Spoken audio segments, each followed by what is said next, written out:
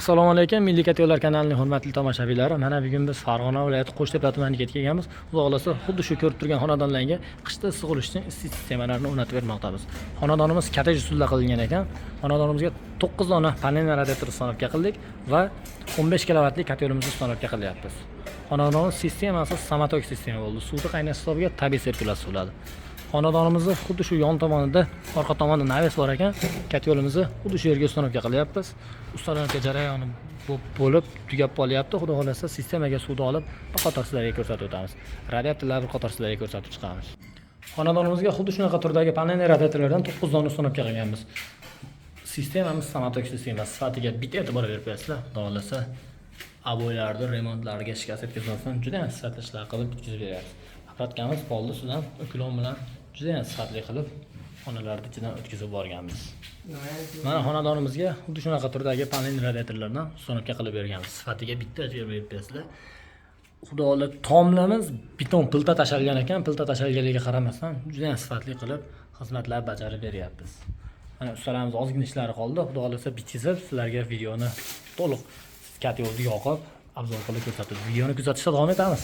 Keyingi xonalarni ham bir qator ko'rsatib chiqamiz. Polni sistemamiz polni ustidan ketdi. Polni tagidan olib ketishga iloji yo'q ekan.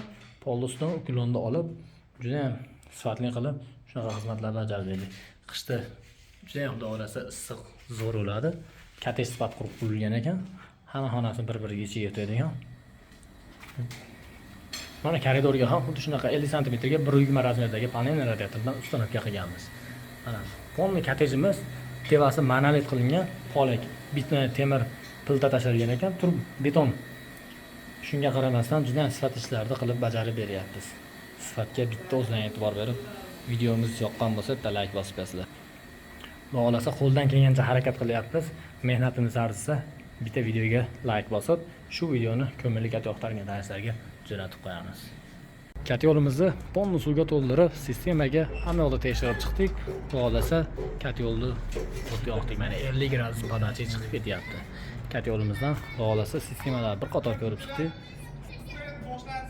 Sizlar bilan bir qator xonadonlar ichkarini isishini ko'rsatib chiqamiz. Kotelimizni ishlash jarayoni, radiatorlar bir qator tekshirib chiqamiz.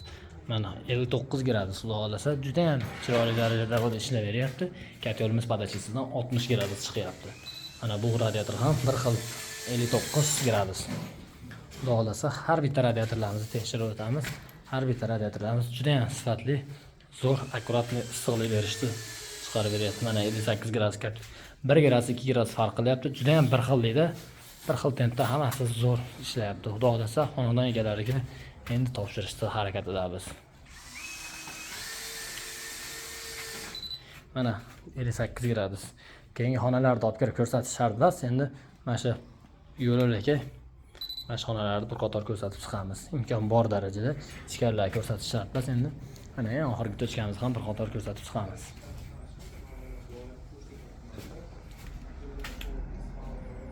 Mana oxirgi tochkamiz ham 58 gradus. Kotelimiz podachisidan 60 chiqadi. Juda ham bir xillikda har bitta radiator teng ishlab beryapti. Xudo xolasa juda ham sifatli ishlab beryapti. Videomizda xato va kamchiliklar bo'lsa oldindan uzr so'raymiz. Videomiz yoqqan bo'lsa bitta like bosib, shu videoni ko'ngilli kat yoqtirgan tanishlarga jo'natib qo'yamiz. Yo'limizni yonish jarayonini bir qator sizlar bilan ko'rsatib o'tamiz. Usta, 3-kotelni ko'raylikchi yonishini.